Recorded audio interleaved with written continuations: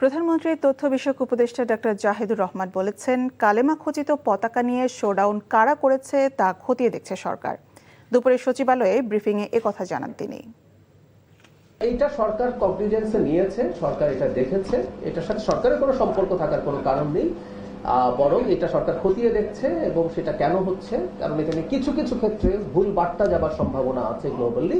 এই ব্যাপারে আমরা সচেতন আছি, আমরা এটা নিয়ে ব্যবস্থা নিতে যাচ্ছি এবং আমি ব্যক্তিগতভাবেও এইটার ব্যাপারে মাননীয় স্বরাষ্ট্রমন্ত্রীর দৃষ্টি আকর্ষণ করেছি।